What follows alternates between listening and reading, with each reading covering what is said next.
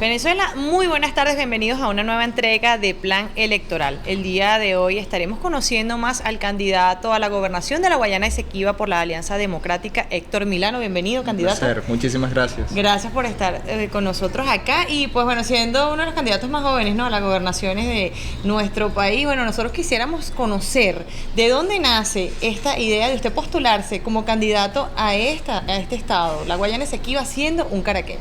Bueno, el artífice de todo esto ha sido el diputado Timoteo Zambrano, secretario general de Cambiemos, presidente de la Comisión de Política Exterior, y actualmente se está postulando nuevamente para reelegirse como diputado. Él ha sido uno de los grandes defensores de no solamente una política de defensa de la Guayana Esequiba, sino que además ha sido muy claro en torno a una estrategia de defensa que involucra a precisamente lo que tiene que ver la ExxonMobil en todo este conflicto.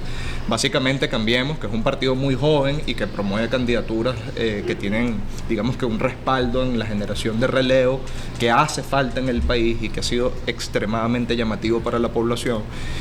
Básicamente nosotros lo que defendemos es que Venezuela debe promover en términos generales una política unitaria de defensa del territorio esequibo, una política unitaria respecto a el no reconocimiento de la Corte Internacional de Justicia y una política unitaria que tiene que ver con la denuncia de cómo una petrolera internacional, que en este caso es la ExxonMobil, se mete en un conflicto donde nada tiene que ver en la búsqueda de petróleo y de recursos en términos generales, cometiendo un delito interno de los Estados Unidos de América de prácticas corruptas y soborno internacional, porque básicamente fue la ExxonMobil quien financió, pagó todos los gastos jurídicos de Guyana ante la Corte Internacional de Justicia y al mismo tiempo también pagó la licitación de bloques petroleros en un mar pendiente por delimitar, cosa que es completamente ilegal. Entonces digamos que la base de partida, el punto de partida para nosotros es precisamente la defensa del territorio, la denuncia internacional de que se está violando el derecho internacional y en gran medida que la política de defensa del Esequibo tiene que proyectarse a largo plazo. Esto es un asunto que tiene que ver con los venezolanos, que no tiene que ver con una tendencia política u otra. Claro, y que en el 2023 pues todos los venezolanos también dijimos que el Esequibo es nuestro. Así 25 años nada más tiene usted de edad, sociólogo. Hablemos sobre su trayectoria política, porque estamos hablando de una gobernación nueva y que además tiene bastantes trabas acá, todo lo que ha sido el territorio. Bueno, sabemos que es un poco controversial, ¿no?, lo que van a ser las elecciones en este territorio. Nosotros básicamente nacimos en la política en la Universidad Central de Venezuela como representantes estudiantiles. Nos forjamos en la vida estudiantil.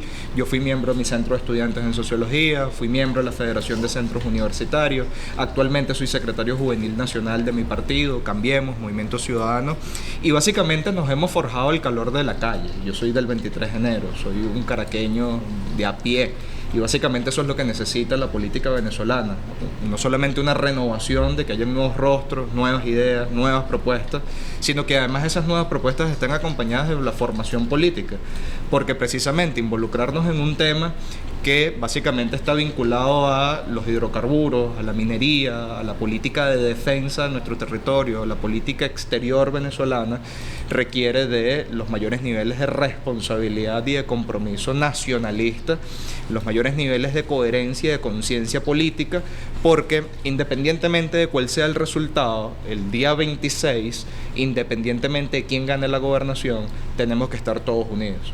A pesar de que tenemos diferencias con el Partido Socialista Unido de Venezuela, a pesar de que hacemos muy claras las distinciones entre lo que ellos defienden y lo que nosotros defendemos, políticas completamente distintas en la mayoría de los casos, en el tema del Esequibo, en la estrategia de defensa, tiene que haber unidad plena.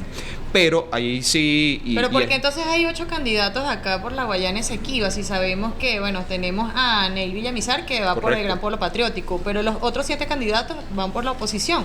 ¿Por qué no se unificaron, sobre todo para estos comicios que son tan importantes? Bueno, porque al parecer cada quien tiene sus intereses y hay algo que para nosotros no queda claro y hace falta decirlo con total claridad.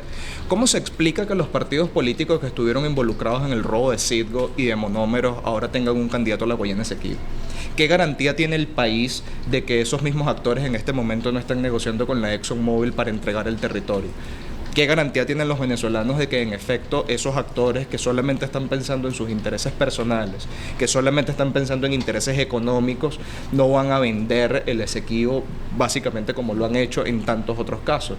Un caso concreto y puntual, por ejemplo, el oro venezolano en Londres. Básicamente la que era en su momento embajadora de un gobierno ficticio en el extranjero, el gobierno de Narnia que habían creado, estaba negociando el oro venezolano en arcas de un banco londinense a cambio de que el Reino Unido volviese a tomar posesión en el territorio Esequibo, entendiendo la cantidad de recursos que hay en el Esequibo, pero al fin y al cabo terminan desconociendo que esto no solamente tiene que ver con dinero, tiene que ver con la vida de las personas, tiene que ver con qué está ocurriendo en el territorio, en la vida cotidiana de cada uno de los habitantes de ese territorio, de las comunidades indígenas, y precisamente por esa razón nosotros salimos al paso con una propuesta distinta, por eso recorrimos el Esequibo, por eso esta misma semana volvemos al territorio, acompañando y asumiendo un compromiso con la verdad, que es lo más importante.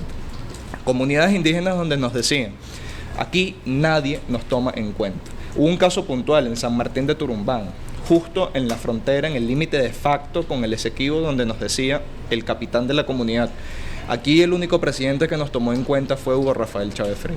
Más nadie nos ha considerado, ni siquiera el presidente Maduro. Se olvidaron de nosotros. El gobierno se comprometió con que iban a construir 120 viviendas, construyeron 20 nada más y quedaron por completo desatendidos. Otra comunidad, Araimatepuy, una comunidad indígena también.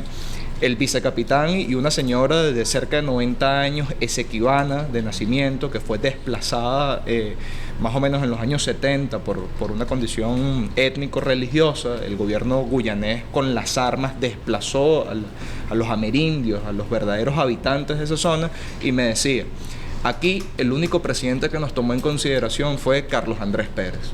Fue el único que nos tomó en consideración y de ahí en adelante absolutamente nadie nos ha atendido. ¿Y qué propuestas le llevan ustedes entonces a estas comunidades que sabemos que pues tal vez tienen cierto abandono y además tienen estas quejas que se las están haciendo llegar en estos momentos en campaña?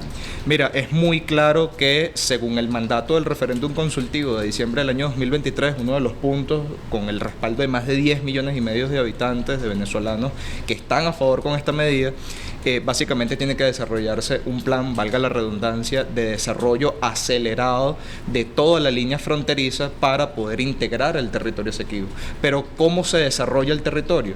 Hay tres ejes que son fundamentales y que es el compromiso que nosotros asumimos con la población. Lo primero tiene que ver con las vías. Si no hay buenas carreteras, el territorio básicamente queda completamente aislado. Por ejemplo, en carretera, desde Tumeremo hasta San Martín de Turumbán, que pudiese ser 45 minutos de recorrido, son 4 horas porque la carretera está por completo destruida. De esa manera, evidentemente, no es posible una integración del territorio. Lo segundo tiene que ver con el tendido eléctrico. Estamos hablando de que hay comunidades que, debido a la intermitencia de la electricidad, por ejemplo, en Turumbán, tienen ellos su propia planta, pero necesitan 10.000 litros de gasoil mensuales que el gobierno no les entrega para poder tener luz en toda la comunidad. Tenían 3 meses sin luz. Y, por último, toda la política que tiene que ver con la salud y la educación. Toda la infraestructura educativa, colegios, liceos, universidades, institutos y al mismo tiempo centros de asistencia primaria, ambulatorios e incluso hospitales, que la situación del hospital de Tumeremo es terrible, que es el hospital más cercano donde se puede atender una emergencia.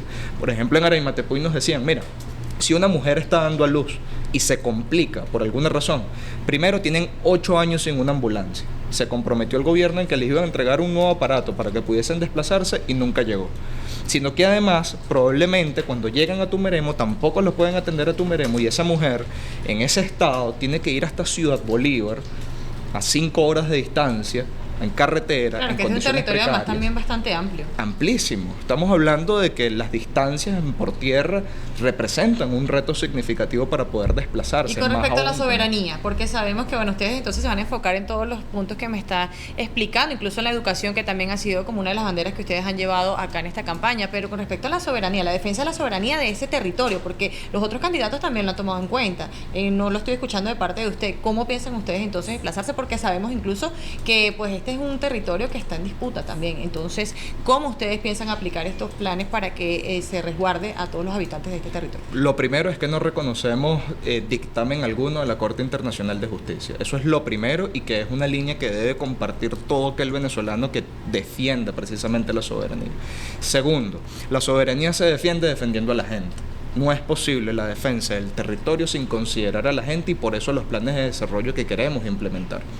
Tercero, es importantísimo tomar en cuenta todas las repercusiones internacionales que hay alrededor de la defensa del territorio. Básicamente, detrás del gobierno guyanés, detrás de Irfan Ali, está el Departamento de Estado, está el Comando Sur de los Estados Unidos de América, está la ExxonMobil y un lobby petrolero que simplemente está pensando en los recursos por explotar, no solamente en el mar pendiente por delimitar, sino en el territorio Esequibo propiamente dicho.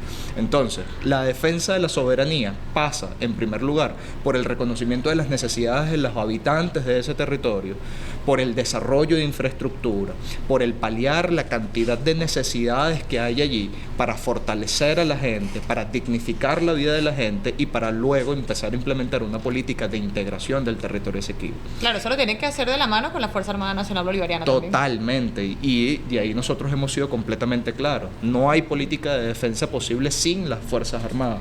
Y ellos, allí vimos la presencia que hay, por ejemplo, en la isla de Anacoco, vimos la presencia de los infantes de Marina en buena parte del territorio, y nuestra felicitación, nuestro respaldo y nuestro reconocimiento a la Fuerza Armada, que está haciendo lo propio. Ahora, esto debe ser una estrategia civil y militar. Civil, precisamente porque tiene que ver con la política de desarrollo, porque tiene que ver con la defensa del territorio en términos políticos, pero al mismo tiempo una estrategia militar, porque a pesar de que nosotros lo hemos manifestado y lo ratificamos, debemos promover hasta el final una política pacífica en el marco del Acuerdo de Ginebra de integración del territorio Esequibo. Lo que dice la gente es otra cosa.